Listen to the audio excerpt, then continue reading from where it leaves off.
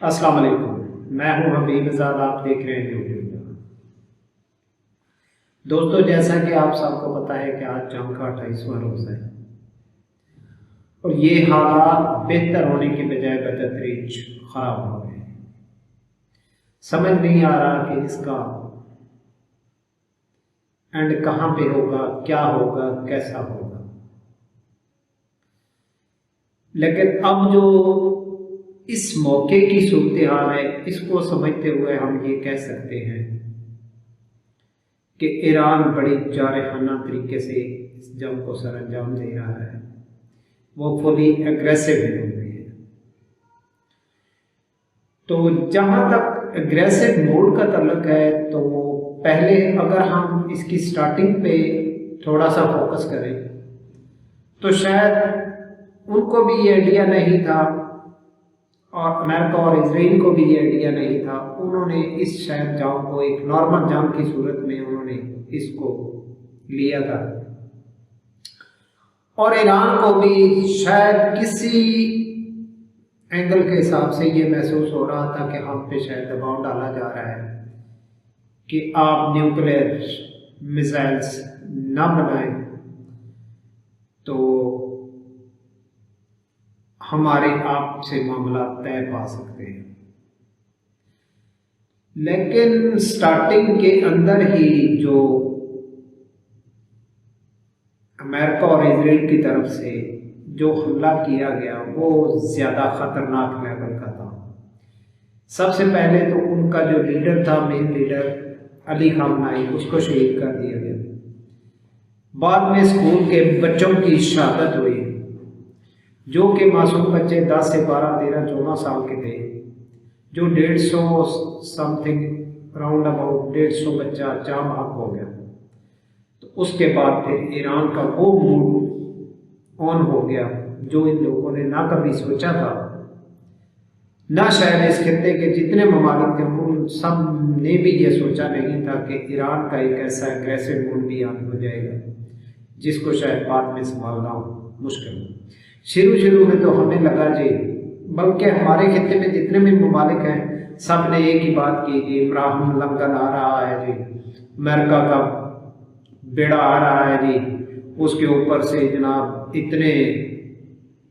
جنگی جہاز ہیں، ٹھیک ہے، اس کے بعد جناب اتنی نفری ہے، وہ یہ کر دے گا، وہ یوں کر دے گا۔ تو پورے خطے کے اندر ایک دہشت کا ماحول بنا دیا گیا تھا امریکہ کی طرف سے کہ شاید کوئی ریسلنگ کا انڈرٹیکر آ رہا ہے جس کو ہرانا پاسبل نہیں ہے، یا وہ آ کے سب کچھ ملیا میٹ کر دے گا۔ لیکن ایران نے ایسے جارحانہ موڈ میں اس کو امریکہ کو جواب دیا کہ ابراہیم لنکن کے آنے کی تو خبریں جناب سب نے سنی تھی، سب نے دیکھا تھا کہ وہ آ رہا ہے، وہ آ رہا ہے، مگر جاتے ہوئے لوگ پوچھ رہے تھے کہ یار ابراہیم لنکن کدھر گیا ہے، کسی نے اس کو جاتے ہوئے دیکھا ہے؟ وہ جوتیاں چھوڑ کے بھاگ گیا، پتہ ہی نہیں چلا کدھر گیا ہے۔ اب بعد میں جناب کچھ دن بعد خبر آئی کہ اس کی لانڈری میں آگ لگ گئی تھی، اور بعد میں پتہ چلا کہ وہ گریس ایک جگہ ہے، وہاں پہ جا کے اس نے ورکشاپ میں پناہ لی ہے، اب اس کی ریپیئرنگ کا کام چل رہا ہے۔ تو جب گریس والوں نے اس کی حالت دیکھ کے پوچھا بھائی یہ کیا ہوا ہے، کہاں اتنا آپ کا سانس پھولا ہوا ہے ابراہیم لنکن کا، تو اس کا تو سانس ہی بس باہر نہیں آ رہا ہے، تو ہوا کیا ہے؟ تو اس پہ جو جتنے امریکن سوار تھے وہ سب نے اب ایک ہی بات سوچی، انہوں نے کہا بھائی ہم تو ذرا سمندر کی چہل قدمی کرنے گئے تھے، مچھلیاں پکڑنے گئے تھے، بعد میں ہمیں پتہ چلا کہ جن کنڈی سے ہم نے مچھلی پکڑنی تھی وہ تو ہم گھر چھوڑے، تو اب ہمارے پاس کچھ آپشن نہیں تھا، تو لہٰذا ہم اب واپس جا رہے ہیں۔ تو یہ حالت کر دی ابراہیم لنکن کی۔ اس کے بعد نہ کسی کو نظر آیا، نہ کچھ آتا، نہ پتا۔ اس کے بعد جو پھر ایران نے اپنا اگریسو موڈ جب کا آن کیا ہے تو یقین کریں کہ اس کے بعد سارا نظام درم برہم ہو گیا ہے۔ لیکن ایک چیز ہے کہ ایران نے جو بھی سٹیٹمنٹ جاری کی اس جنگ کے دورانیے میں، جو بھی سٹیٹمنٹ جاری کی وہ بڑی ناپ توڑ کے کی، ٹھیک ہے، وہ ہر معاملات کو انہوں نے اینالائز کر کے ہر چیز کو فل ٹیوننگ کر کے انہوں نے اپنی جو بھی سٹیٹمنٹ تھی وہ انہوں نے رکھی۔ لیکن اس کے برعکس امریکہ سے جو بھی خبریں آئی پریزیڈنٹ کی طرف سے، یو ایس پریزیڈنٹ کی طرف سے، تو لوگوں کو سمجھ نہیں آ رہی تھی کہ یہ ہو کیا رہا ہے۔ کبھی جنگ بندی ہو رہی ہے، کبھی جناب یہ دوبارہ بھرپور وار کیا جا رہا ہے، کبھی جناب صدر ٹرمپ کو ایران کا سپریم لیڈر بنانے کی بات ہو رہی ہے، کبھی کیا ہو رہا ہے، کبھی کیا ہو رہا ہے۔ تو وہ ہر روز ایک ایسا بیانیہ آتا تھا جس پہ لوگوں کو سمجھ نہیں آتی تھی کہ ایک ورلڈ کی سپر پاور کا لیڈر ہے تو وہ کہنا کیا چاہتا ہے۔ تو بعد میں اب لوگوں کو یہ محسوس ہونا شروع ہوا کہ وہ بات ہو گئی کہ ایک آدمی سائیکل پہ جا رہا تھا، لوگوں نے سمجھا کہ یار یہ سائیکل سوار ہے، تو وہ سائیکل سے اترنے لگا تو وہ گر گیا۔ تو اب جب لوگوں نے دیکھا کہ یار یہ تو گر گیا ہے، تو اب اس نے مارے شرم کے اس نے ایک بڑے فخری انداز میں کہا، اس نے کہا بھائی ہنسنے کی بات نہیں ہے، ہم لوگ اترتے ہی ایسے، ٹھیک ہے۔ تو یہ اب جو حالت ہو گئی ہے امریکہ کی،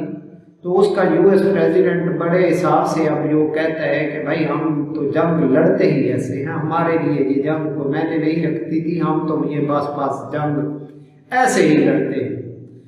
مطلب یہ وہ دکھانے کی کوشش کر رہا ہے کہ ہم نے اس کو ابھی تک سیریس نہیں لیا، ٹھیک ہے۔ تو جب کہ اب جو حالات ورلڈ کے ہو گئے ہیں، خاص کر اس خطے ایشیا میں، تو یہ لوگوں کے لیے اب کچھ خبریں یہ بھی نکل کے آ رہی ہیں کہ ہو سکتا ہے کچھ ملکوں کے اندر لاک ڈاؤن کی صورتحال ہو جائے، کیونکہ معاشی بحران اس قدر ہونے جا رہا ہے کہ اپنے ہر وسائل کو محدود کر کے اپنی اکانومی کو بچانے کے لیے کوشش کی جا رہی ہے۔ تو اس سب کے اندر آپ کو شاید ایک بات اور بھی یاد ہوگی کہ جب یہ جنگ ہونے سے کچھ قبل پہلے،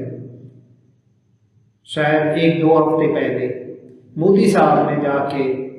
نیتن صاحب کو ایک جپی ڈالی تھی۔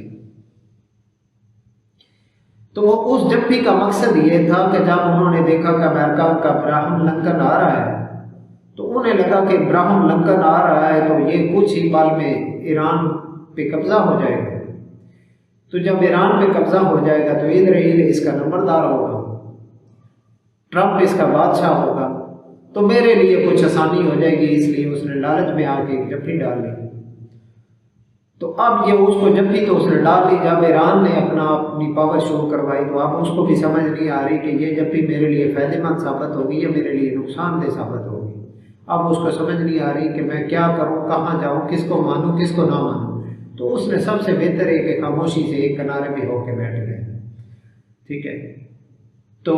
باقی حالات بڑے ناسازگار ہیں اس خطے کے۔ تو ایران کا جو اگریسو موڈ ہے وہ ابھی تک تھمنے کا نام نہیں لے رہا، تو وہ جب بھی کوشش کرتے ہیں کہ تھوڑا سا اس معاملے کو شاید وہ جیسے ہی اپنے حملوں میں کمی لگاتے ہیں، لے کے آتے ہیں،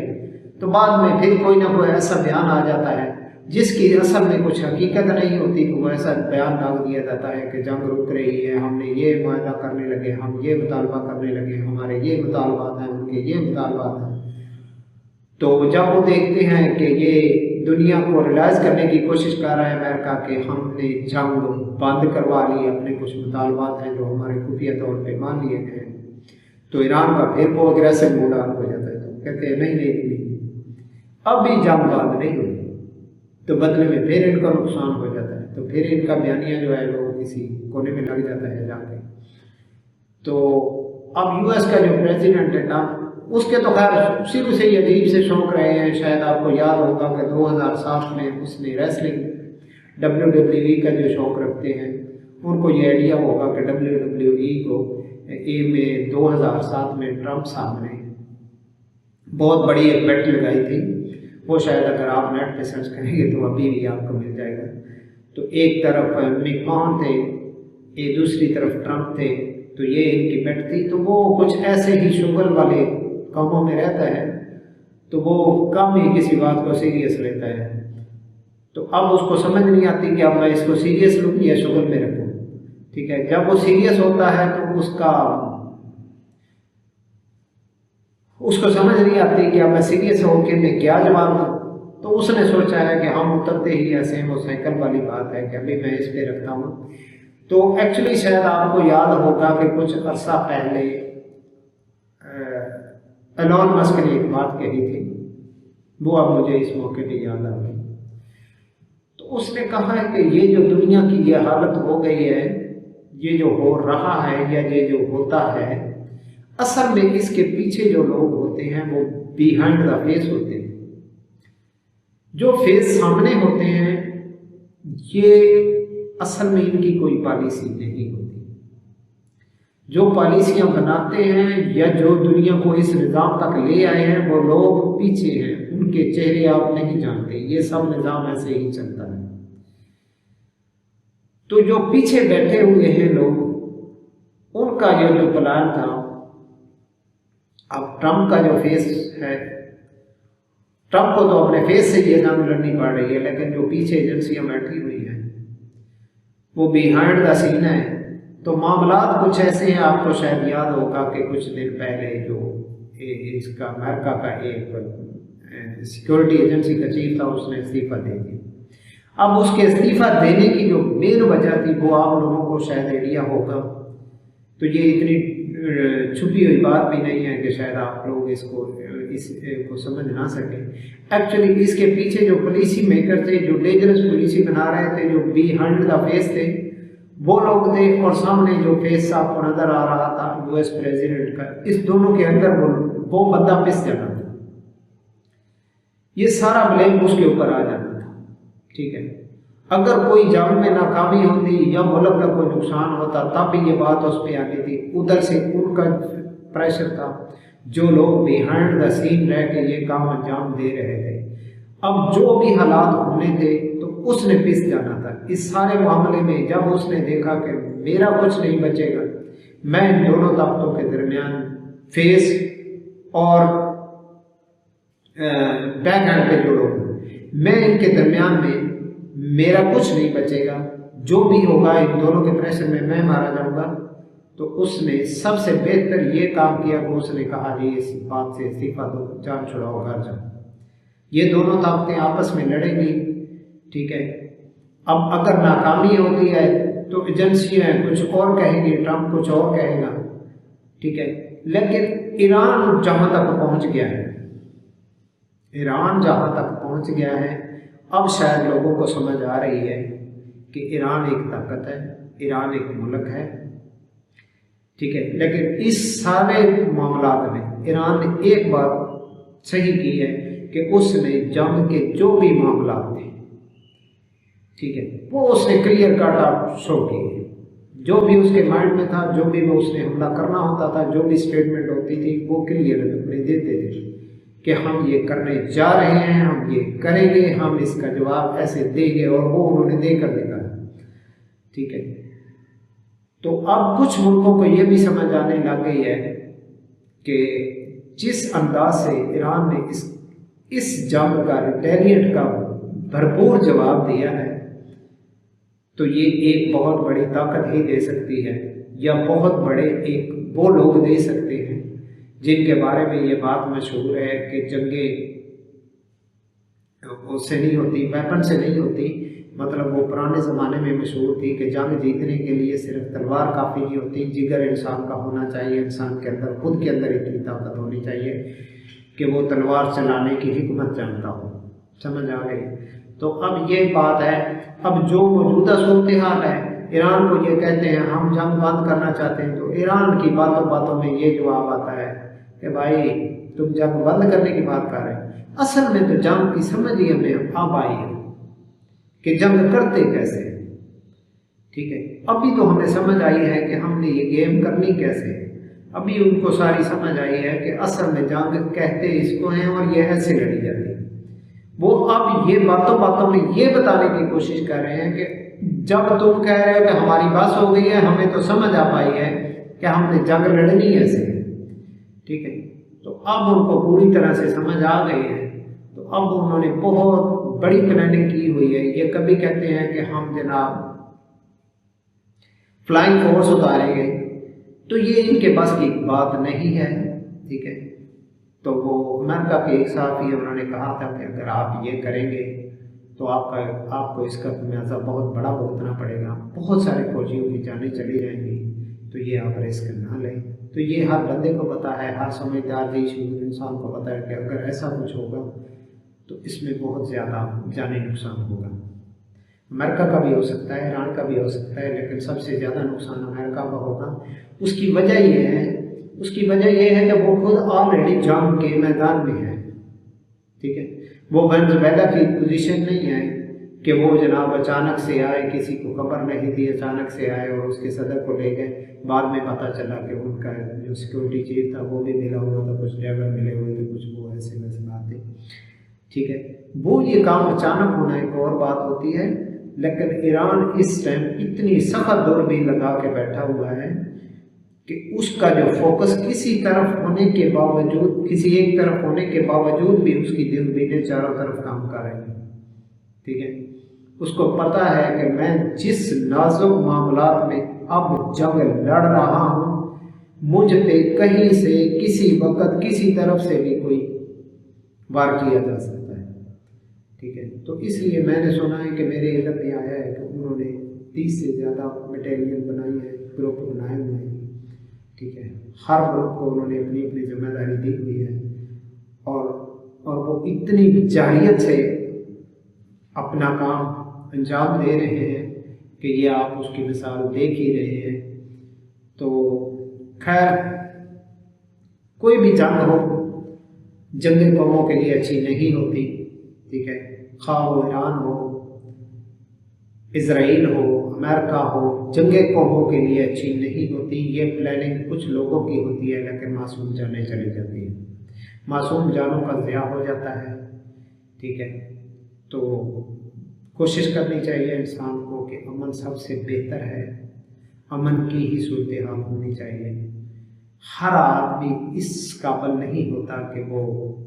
خدا ناخواستہ کسی وجہ سے بھی وہ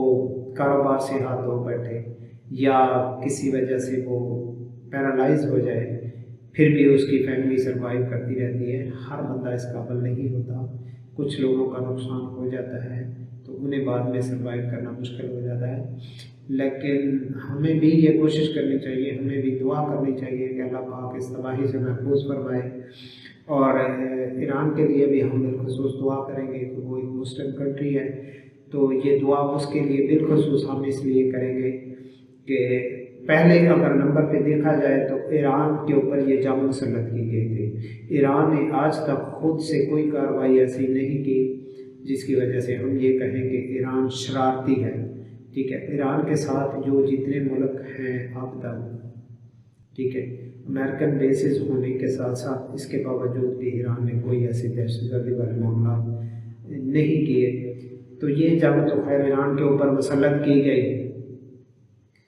اور پھر ایران نے اس کا ریٹیلیٹ کرنا مناسب سمجھا، اور وہ ریٹیلیٹ اس اگریسو موڈ میں بھی اس لیے ہوا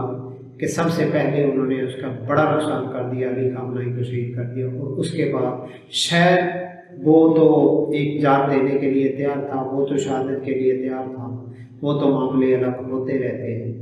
لیکن سب سے بڑا نقصان ان کا جو ہوا، جس کی وجہ سے وہ پوری امت جو ہے وہ ایک غصے میں بھر گئی، ٹھیک ہے، اس کا جو یہ نقصان انہوں نے کیا کہ معصوم بچے مارے گئے تھے،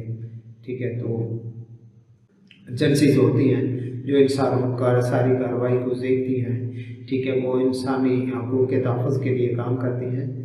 تو یہ ان کی جو ایک سٹوری ہے بیک اینڈ، یہ کبھی میں آپ لوگوں کو بتاؤں گا کہ یہ اصل میں کیا ہوتا ہے، یہ جو ادارے بنے ہوئے ہیں یہ کیسے کام کرتے ہیں، اور ان کی بھی کیا پلاننگ ہوتی ہے، ان کے پیچھے بھی جو بیک اینڈ پہ جو فیس ہوتے ہیں، جو بیہائنڈ دا سین ہوتا ہے سب کچھ، وہ کتنی خطرناک پالیسیز ہوتی ہیں۔ یہ دکھاوے کے لیے کچھ ہوتے ہیں، کرتے کچھ ہیں، ٹھیک ہے۔ یہ بظاہر لوگوں کو بس ایک جو فیس شو کرواتے ہیں کہ ہم انسانی حقوق کے علمبردار ہیں، یہ کچھ نہیں ہوتا، اس کے پیچھے بڑی بڑی گیم پلاننگ ہوتی ہے۔ یہ کبھی تفصیل سے ہم بات کریں گے کسی اور ویڈیو میں، اور میں آپ لوگوں سے ایک ریکویسٹ کروں گا کہ پلیز ہمارے چینل کو ضرور سبسکرائب کیجیے گا، ہماری آپ سے باتیں ہوتی رہیں گی انشاءاللہ۔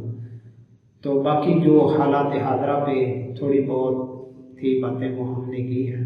لیکن پھر بھی میں آپ لوگوں سے کہوں گا کہ آپ لوگ دعا ضرور کریں کہ امت اس معاملات میں، اس امت کے اوپر سے جنگوں کا فتنہ جو ہے یہ اللہ پاک ختم فرمائے. ہر بندے کو امن چاہیے، سکون چاہیے، سلامتی چاہیے. تو اس میں بہت سی جانیں ضائع ہو جاتی ہیں. اللہ پاک سب کو محفوظ فرمائے. آمین ثم آمین. تو آپ لوگ ہمارے چینل کو ضرور سبسکرائب کیجیے گا. اللہ حافظ.